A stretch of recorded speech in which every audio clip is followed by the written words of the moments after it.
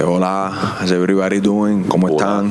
Acuérdense, están en Miami, no speak Spanish, don't talking to me, en Miami, ¿ok? Ok, esta es una playa de una semana muy especial, muy grande para ti. Hey, Jorge, Fight Week in Miami, man. Star of the sport, been in big fights, but Fight Week in Miami, does this one feel a little bit extra special for you? In so many ways, Angles. I feel redundant saying this, but I was here at that UFC event live, my first live event ever 20 years ago. I was 17, about to turn 18, so that means I could become a professional. So I didn't know all the details of it, but I knew what this lifestyle would entail, you know. And I was at the event. The nostalgia of seeing all these fighters I've been fucking dissecting and studying since I'm 11, 12 years old, because that's when the sport caught a hold of me and consumed me. So it took a while, and then after that left all that euphoria, and I was able to like analyze what was happening and the speed and the techniques and the movement and the endurance. I looked over to my boy and I said, man, not only can I do this, but I'll bring the show eventually one day here. That eventually took 20 years, so it took me a little bit, but we're here. And a month after that, UFC coming here to Miami, I literally turned professional, had my first bout, 50-something fights later, and 20 years, I'm still here, you know, so I can't totally describe what it feels like, but at the same time, I can't let that get to my head because it's just another fight, you know. When I went into Korea and I got in a plane and I went to a hotel and I fought, it was the same thing that I'm going to do now. If I let myself get ahead of myself and start thinking all this other stuff, things, you know, might not go as well. So I just got to stay cold, calculated, and violent. That's kind of what I want to ask you about next. I mean, is that almost a challenge for you, right? Because I know you want to, you want to balance your time out here, right? I mean, you're a star here. You want to give people a show. You got business. I mean, you got a lot going on in Miami, right? I know you want to soak this moment in also, but is it almost difficult to strike that right middle balance to make it just another fight? I'm just greedy, man. You know, the last like month I've been extra greedy. I'm sure everybody's gonna be like, I could imagine, but believe me, you can't imagine how many ticket requests, people everywhere, you know, it's a lot, and the show hasn't come here in 20 years, so it's a lot. There's not even fans of mine, just fans of the sport that live here, that are combat addicts like me, like, thank you for bringing the show here, you know, blah blah blah. So it's a lot, but at the same time, I'm just selfish right now. It's just I gotta fight, and that's it, you know. Whether it was in England, Russia, South Korea, it's a fight, you know, and that's what I'm there to do. As far as what Gilbert presents in the cage, I mean, we know what his game is. I mean, I guess where do you rank him in terms of the dangers that he presents to you, and how challenging is this matchup for you? Definitely a beast on the ground. He's not the best at getting the fight to the ground, and definitely hits hard and throws with like bad intentions, but he's not the best at setting it up. He's not the best at making traps, at playing with the distance, at really jotting down at that distance. So I would rank him dangerous in both the stand-up and the ground, but also at the same time a very fitting style for myself, you know. Nice. Last thing for me, I mean, obviously there's a lot of talk about the welterweight title picture. I mean, are you letting yourself think about that at all, or do you have to be careful not to? Because obviously you have a great history with the champion. It would be a phenomenal matchup, but we kind of know which way Dana has mentioned. I mean, are you thinking about that whole scenario as you enter this fight week? I never underestimate anybody that has 2 hands and 2 feet. But I don't stop thinking about also that after this fight, I'm going to England. I'm going to use that belt to beat it over Leon's head and then come back to this great country and defend that belt. So it's not something that I don't think of. It's in the back of my mind, definitely. But first is Gilbert. Eliminate him in an impressive fashion, and there'll be talk of nobody else fighting for nothing else but me, you know. Last I checked, UFC's a pay-per-view selling business. Bitch-ass Kobe ain't never broke 300,000 pay-per-views in his life except when he fought me. Leon's not a pay-per-view draw. All of a sudden, what, they're just putting on events to put him on? I don't think so, you know. So as long as I do my job Saturday, everything else will fall into place. Jorge, you're a promoter now, so were you kind of surprised as a promoter that Dana was so adamant Colby's getting the next shot before this fight had even played out? Because he could say, well, we'll have to see, and then that builds this fight even more. I think they're just setting the pedestal way higher for me, man. They just want me to do some epic-ass game-bred Miami shit, you know, on Gilbert's face, and then that's it, you know. The tidal wave of that night is going to foreshadow anything else that I think is going on. You know, obviously, I'm going to be rooting and advocating for myself over everybody, especially this fucking cop-culling, cupcake-eating-ass bitch, but, you know, that's whatever. it's kind of a weird one, right? Because here we are, we're talking about, hey, spectacular knockout, title shot. But then you said yourself in the countdown show that, hey, if you can't beat Gilbert, that might sort of show where you are in the sport currently. So would you consider this a crossroads fight, or would you consider this a stakes are high fight? What are you looking at this fight as? It's not no diss on Gilbert or nothing. I just feel like throughout my whole career, I would always match up very well with him, and at any point in my career, I could beat this guy. Stylistic, of course, and I am coming off 3 losses. One of those losses had rather interesting circumstances. I took a fight in 6-day notice. I flew all the way to Abu Dhabi. I lost 20 pounds, and I'm not taking that away from Usman because he still beat me, and he still had to prepare for me in just 6 days. So it's not that I don't take that one into credit, but it's also like those were interesting circumstances. And then I suffered 2 more losses after that. So if I suffer a 4th, it's a lot of evaluation has to take place. So I'm not going in there thinking this is my last fight. But, with the emotions running and all this and that, and 4 losses in a row, I've also been in the sport 20 years. I got 50-something fights. I got more knockouts than these guys got fights. You could go look at my record. I think I got like 17 knockouts right now. A lot of these guys are barely reaching 12, 13 fights, and they're in the UFC in the top 5. So it's a rather long journey, and my body does have a lot of wear and tear on it. Whether I get on the microphone and talk about it like these other bitches do, and this is hurting in my knees, this, that, I got the same injuries. It's just I'm a man. I'm gonna keep it to myself, and plus I'm not gonna expose it to the world for the world to know what's wrong or right. I just feel that I just gotta go out there and do my job Saturday. Curious what your take is on Kamaru Usman and where he's at. And by the way, to rephrase Morgan, I currently got 3 felonies because this bitch Kobe says I gave him a brain injury. So how the fuck is he gonna fight for any titles? What I want to know, like how could you? The UFC's gonna get sued if that guy goes in there and something like that happens, right? Because supposedly, allegedly, because I didn't do shit. He says I gave him a brain injury. I didn't do shit though. I wanted to ask you about that. There was a lot of allegeds about that day. Allegedly, you're wearing a COVID mask. Is that true? Everybody knows I don't wear no COVID mask. So there we go. That's bullshit right there, bro. Allegedly, it couldn't have happened. Allegedly this, allegedly that.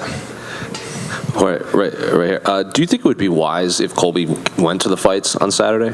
Of course, man. He's a attention-seeking ass whore. He's gonna be there. He's gonna, from 100 feet away and 20 security guards, he's gonna be saying all types of crazy shit that he's the king of this and that. He's only the king of calling cops and sucking cock. So Well, we asked him if he would be there when he was giving an interview in London. He said maybe I won't be there. So do you even think he would be allowed to enter the arena? I don't give a flying fuck. All I know is that he has a restraining order on me. I have to stay 100 feet from this individual. Still, I don't even know why. Why he would put such a thing on me, because I'm like the coolest guy. So I'm like, my mind is still blown of why he has a restraining order on me, and then he's claiming he's the king of I don't know what, but. Whatever. And it's been the first time we've got to speak to you since Game Bred Boxing. So as the promoter, how did everything go? Smoothly? Is that amazing, from top to bottom? Amazing. It's the fruition of seeing the card up here in my head, because it all starts up here. Me and my team start dissecting, saying who's gonna fight who, this and that. Then it actually gets materialized into paper, and then these contract bouts get sent out, and then actually the card comes to full fruition where it's live to see, and these fights are taking place. It's just mind-blowing. It's fucking mind-blowing. A lot of these fights were better than I thought in my own mind, and obviously I'm going to be rooting for the fights to be at their best, and a lot of these fights exceeded my own expectations. So great event. It's our 4th boxing event. I think it took off amazingly. I just want to open up these doors and platforms so all these up-and-coming, young fighters to come get their money and their shine on. What did you make of Anthony Pettis beating Roy Jones Jr.? I don't think many people saw that coming. It's like, it's tough, I could have called it the Pettis or Roy. I felt like Roy landed some good shots. Pettis was definitely more active and landed some great body shots. It was a tough one to call. But yeah, I leaned towards Pettis. I was okay with the decision as well. It was a great decision. Crazy, right? Anthony Pettis beating Roy Jones Jr. Obviously, it's not Roy Jones Jr. of, Roy Jones Jr., because ain't nobody beating that guy. But it was still interesting to see how is this guy that's never boxed gonna do against the greatest talent that ever stepped in boxing, Roy Jones Jr.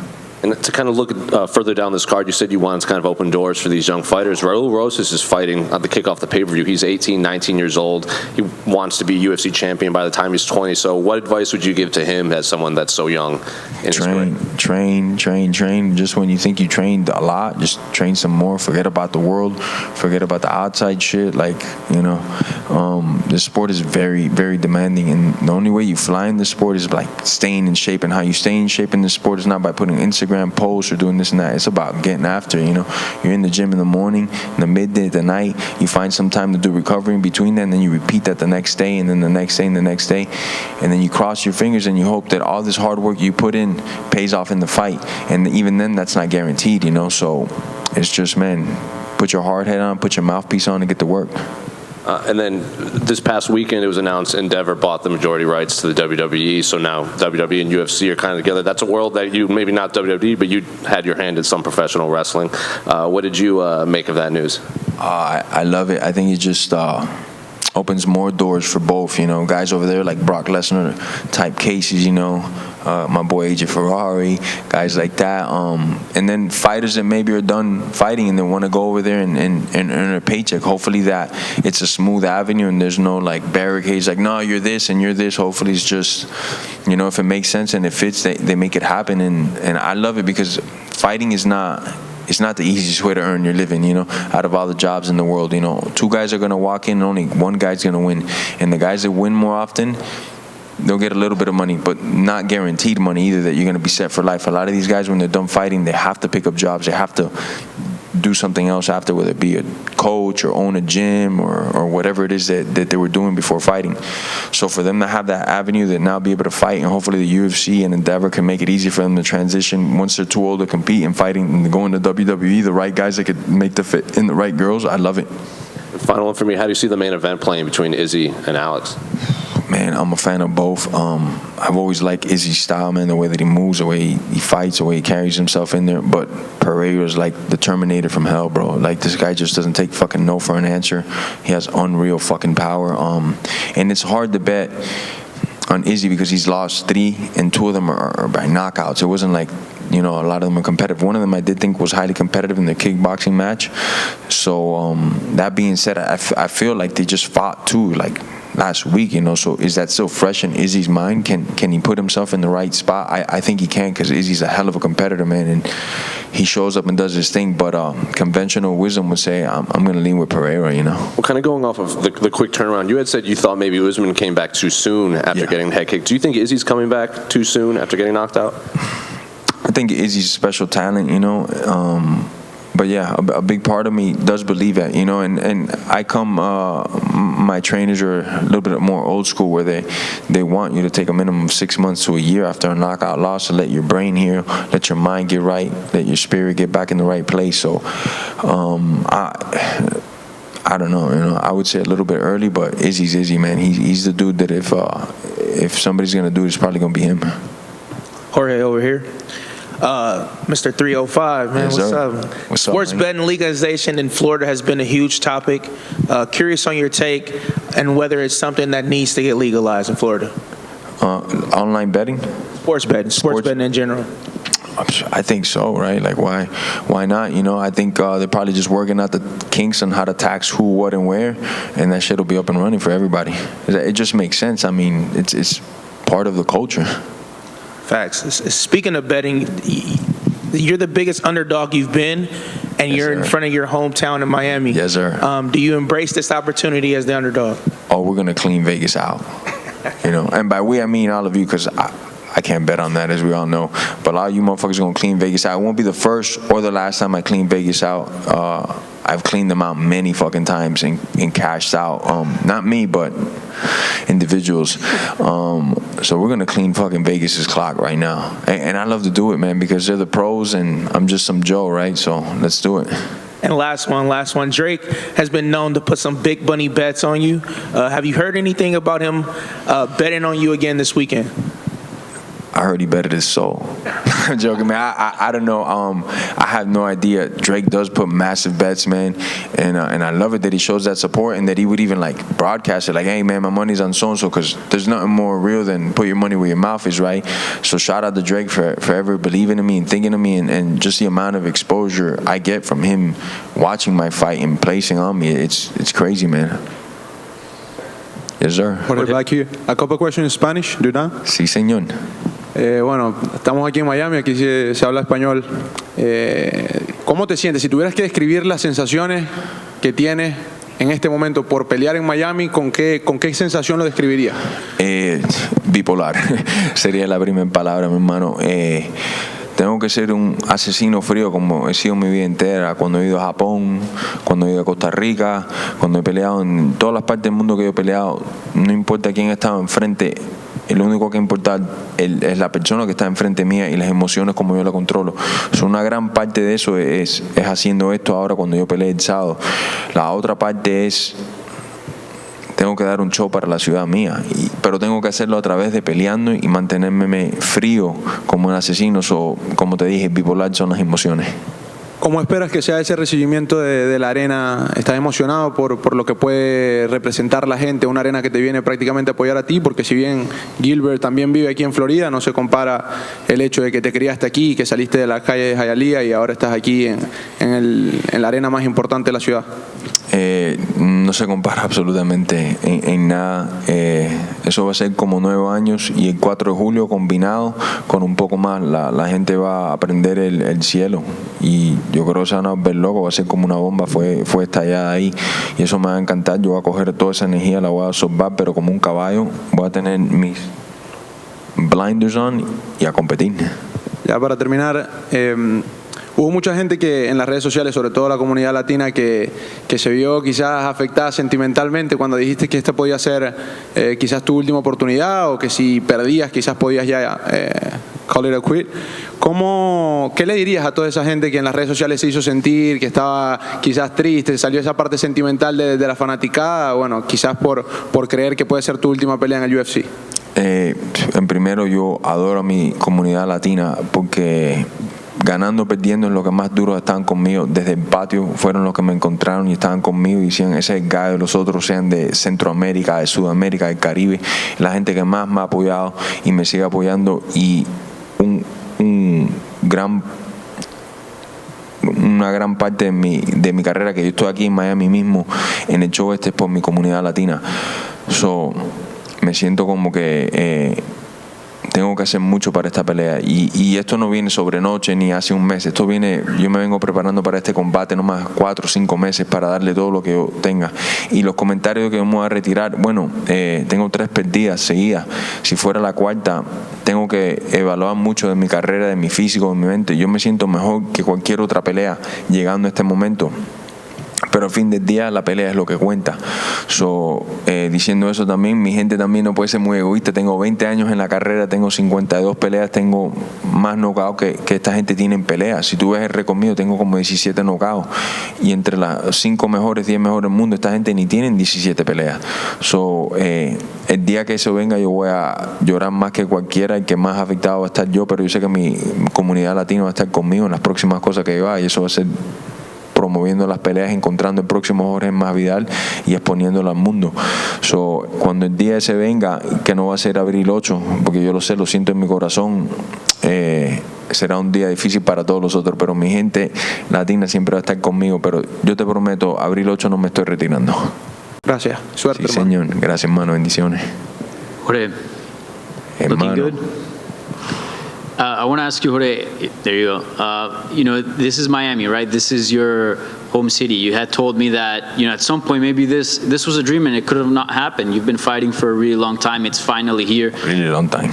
As you mentioned, 50 plus fights. And I just want to know, how refreshing is it to get this at this point of your career? It almost feels like a shot of energy, right? A shot of cafecito. I see it in your face. You look happy. You look very at home. As we answered the first question, part of me has been getting ready for this one fight for 20 years, I still remember when I was that young boy, 17, and I want to do this for the rest of my fucking life. You know, I was already competing. I was already an amateur. I already had numerous grappling matches, boxing matches, kickboxing matches, and I was like, this is what I want to do for the rest of my life. You know, I had the backyard fights already. I was like, I know I could do this and at this level. So it took 20 years to get ready for this level, you know, and I couldn't be in a better place. I couldn't imagine being in a better place. Truly, you know, I found MSG and President Trump was cage side. The Rock was giving me the belt. You know, my favorite action star and my favorite fighter of all times, Roberto Duran, walked out with me. And it was like insane nostalgia. Like the emotions that I had running there were amazing. But I kept all that in check until after the fight. After the fight, I let all that hit me. Before the fight, it was just like, it's another fight, bro. If it's here or if it's in Pluto, it's a fight, right? That's what I signed up for. Boom, let's go. And that's the same thing here. It's very bipolar, my emotions, that I'm keeping myself in check, but at the same time, I'm in Miami, you know? Yeah. And you're a man on a mission, obviously, but how much has Miami, like, added, you know, as far as motivation and all that? Because you are fighting in front of your people. Insane. I mean, I run, you know, I go do my road work. It's like people are literally pulling over their cars. I fucking love you. You fucking kill this motherfucker. Don't call. It's nuts. It's nuts. So now the running has taken places in places where I can't be seen running and stuff like that. If I go to the corner store to get something to drink, it's like everybody from the clerk, you know. So it's just motivation, you know. On these days that I don't feel like running these miles at night, and it's the last session of the day, I don't want to run, and I run into somebody, and they like start spilling their guts to me. Like, man, I used to weigh. I got like a couple letters that like really touched my heart, but one of them, this individual lost 80 pounds, man. And he told me that everything was inspired by me, and he had sent me these messages, and we were talking to Instagram. He didn't tell me anything. He just showed up to one of my gyms one day, and he's like, look, this is me. I want to show you this is a real deal. And the dude said that I helped him get through depression through the videos that I put up on YouTube and seeing from where I came from where I'm at. He's like, I lost 80 pounds, showed me all the pictures, everything. It was like, fuck, man, if I could inspire you to do that, I got to inspire myself to do something greater, you know? Yeah. And, you know, it's Miami, Leon Edwards is champion. I mean, it almost seems like the stars are aligning here for you to, like, deliver something great and even surpass, special, right, Colby Covington in the whole title run. Do you like all that? Do you feel like this is almost like being a story being built up here ahead of Saturday? Those things about Colby fighting Leon, those are rumors. That dude has a brain injury, like I said, so he's claiming, you know. I got 3 felonies on my head because this guy's saying I have a brain injury. So I'm pretty sure that, like, on a medical level, you can't fight if you have a brain injury, you know. So like always, this guy's like full of shit, and I'm no doctor or nothing, but whatever, right? I feel like, yeah, the stars are aligned in many different ways, but not just because of what I just mentioned, but because, shit, man, the way things went down, the way my training has been leading up to this camp. There's a lot of mile markers I set up for myself because I want to see, man, maybe I don't have it anymore. I'm coming off 3 losses, so I put a nice rigorous training before the fight even got announced, just to like, hey, can I meet these goals? When I used to be 22 years old, I could run a mile like this. Can I beat it? Can I do that? And numerous markers I checked off on the list. Then I got myself closer to the fight. I'm 8 weeks away now. I'm in the gym more. Been doing like general conditioning, and my sparring partners, and you guys all know where I train at American Top Team, where we have studs from top to bottom. Grant Dawson, Johnny Eblin have been my main staples for this sparring partner. If anybody knows these guys, they know that these guys are fucking vicious. And Don's one of the better grapplers. He's currently 7-0 right now, or 7-1 draw, 7 wins. Johnny Eblin, the world champion, undefeated at middleweight in Bellator, and we've been beating the fuck out of each other. And they said it to me like, this is the best camp I've ever felt you. So from a spiritual, physical, mental place, I feel like I'm in the best spot of my life, you know. All the tools that I've been working on are clicking in right now.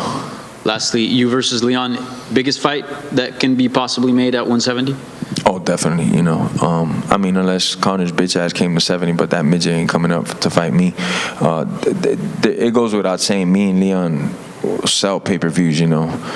Leon and Usman, what did that do? Those numbers ain't even out because they're so shitty, I heard, you know. And it's just, you know, they're both great fighters and great tacticians and stuff, but they don't risk it for the biscuit all the time. And fans, you know, like, okay, you know, you're kind of playing it safe, you're doing the distance thing, or you're doing the hugging thing and just sniffing nuts. fans don't want to pay that shit, you know? Somebody that's a construction worker that busts his ass every day of his life, come Saturday, they want to get distracted. They want to forget about all their problems and worries. They don't want to see two guys just fucking hugging each other or staring at each other. So when you add me into the mix, you know, win or lose, I'm going to try to take somebody's soul with me and entertain the fuck out of you. That's the only reason why I sell pay-per-views. It's not because nothing else, you know? Yes, sir. Fighting for UFC, Gamebred Boxing, Gamebred MMA, Gamebred everything. What do you enjoy most about your life right now? Competing, training. Like I said, on a pro level, I've been at this for 20 years, but I started young, you know, in and out, because I would get in trouble. My mom would be like, no, we're taking you out of these martial arts programs. So I would say officially I started more like around 11, 12 years old. But since like 7 years old, I was in this, and you know, I feel like it keeps me young, it keeps me hungry, and it also humbles me a lot, you know. The promoting has been amazing. I've been doing it now for like 3 years, and it's been times flying doing the promoting because it's so fun. Though there's roller coasters in that too. Main event getting hurt 2 days before a fight. Now we gotta like move the whole fucking card around and things like that, and it's a roller coaster of its own. Nothing compares to fighting. Nothing compares to getting ready for that fight. The amount of sacrifice. I've said in numerous interviews before. In every training camp, I gotta push so much. I gotta be a little bit more disciplined, especially now that I'm 38.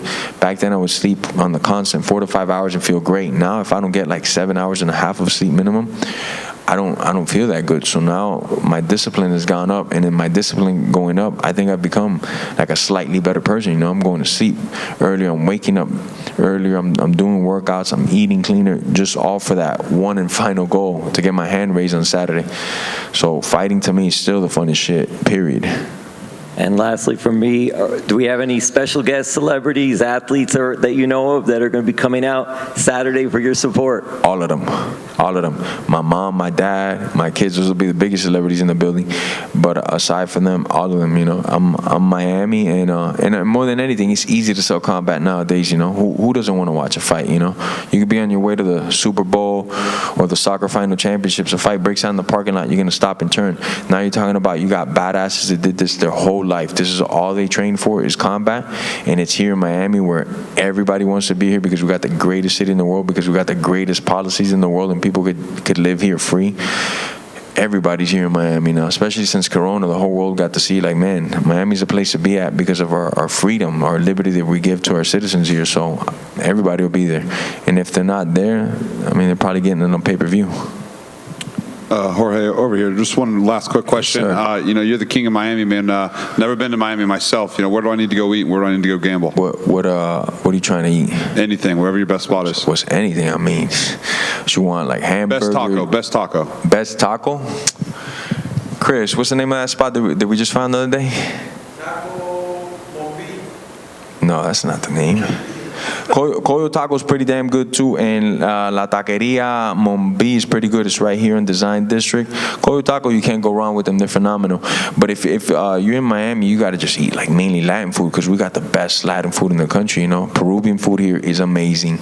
The Cuban food here is second to none. We make the best Cuban and Peruvian food because we have so many immigrants and people that come straight from there and set up shop here and cook. We got some pretty good steakhouses as well, brother. So it just depends what you want to eat, man. Yes, sir. Yes, sir. Thank you, fellas.